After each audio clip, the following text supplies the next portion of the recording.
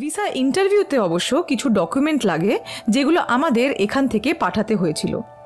যেমন একটা letter of invitation, যেটাতে মূলত ফর্মালি আমরা আমাদের বাবা মাকে এই দেশে ইনভাইট করছি এবং তাদের এখানে থাকাকালীন যাবতীয় খরচার দায়িত্ব নেওয়ার প্রতিশ্রুতি দিচ্ছি এবং কত দিনের জন্য তারা এখানে থাকবে আর কোথায় থাকবে সেটাও জানাচ্ছি।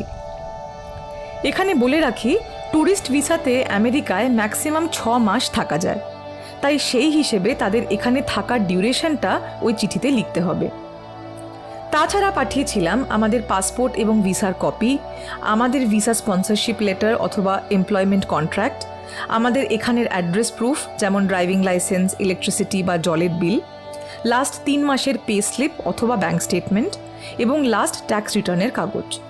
এরপর এই সমস্ত ডকুমেন্ট সংগ্রহ করে দীর্ঘ প্রতীক্ষার পর আসে ইন্টারভিউ ডেট।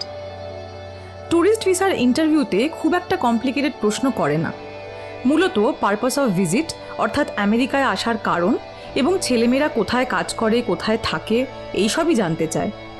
সেক্ষেত্রে কাগজে যা তথ্য আছে তার সাথে বাবা মায়ের উত্তর মিললেই যথেষ্ট।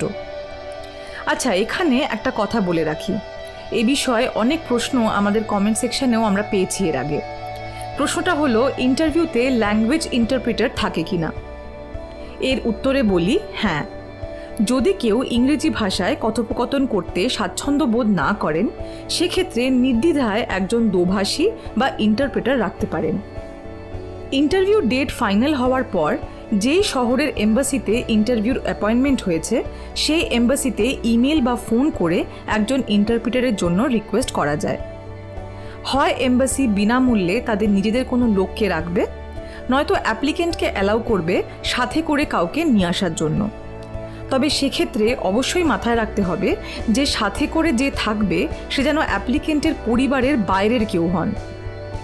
আমাদের নিজেদের এই বিষয়ে কোনো প্র্যাকটিক্যাল অভিজ্ঞতা নেই, তাই রিকোয়েস্ট করব যদি কারোর এই বিষয়ে বাড়তি কোনো তথ্য জানা থাকে তাহলে আমাদের কমেন্ট সেকশনে জানাতে পারেন। আর সব শেষে বলবো, ডকুমেন্ট আর প্রশ্নের উত্তর ঠিকঠাক মতন দিলে সাধারণত ট্যুরিস্ট ভিসা রিজেক্ট হয় না। ব্যাস, ইন্টারভিউ শেষে বলে দেবে ভিসা ইজ অ্যাপ্রুভড, আর তার সাথে অ্যাপ্লিকেন্টের পাসপোর্টটা ওরা রেখে নেবে। কয়েক সপ্তাহের মধ্যেই ভিসা স্ট্যাম্প সহ পাসপোর্ট রেডি হয়ে যাবে। এরপর আর কি, টিকিট কাটা আর প্যাকিং বাকি রয়ে যায়।